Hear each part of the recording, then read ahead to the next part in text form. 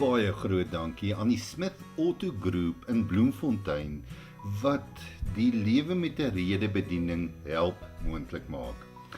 Ons beskou hierdie teks baie keer as 'n Kersfeesteks, as 'n adventteks. Ons lees dit hier aan die einde van die jaar baie keer en ons verwys baie daarna.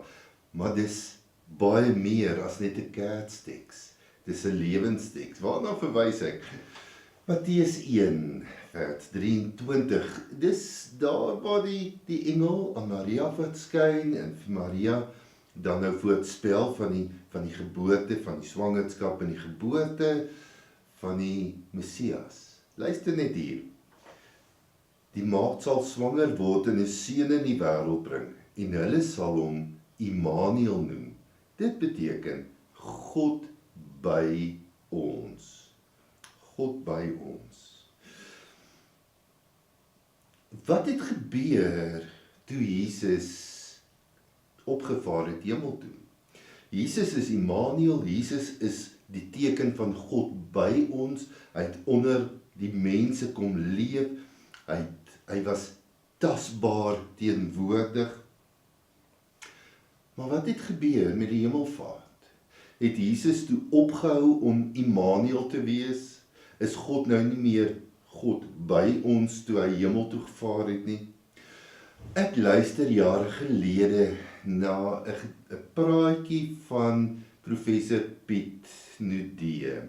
En hy praat vanuit 'n hoofstuk wat hy geskryf het in sy boek Onder 'n skewe reënboog. En hy vra juis hierdie vraag: het God opgehou om Immanuel te wees toe Jesus dan nou opgevaar het hemel toe? En hy sê nee, wag, dit is glad nie so nie. Ons moet dit weer nie sien, ons moet dit nie raak sien. En hy verwys baie spesifiek na die uitstorting van die Heilige Gees en dan ook die Heilige Gees wat in ons as sy kinders, as Jesus se disippels, wat ons vul en vervul en volmaak en dat ons onder die beheer van die Heilige Gees moet leef. En dan sê Prof Piet Nudee, hy sê dit verander Immanuel wees totaal en al.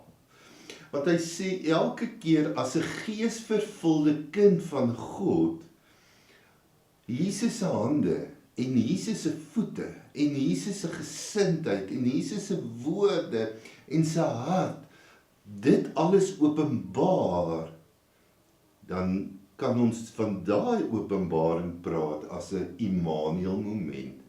Want God werk deur sy kinders. Ons weet, ons is gestuurdes na die wêreld waarin ons leef, waarin ons funksioneer. Ons weet dat God ons wil gebruik.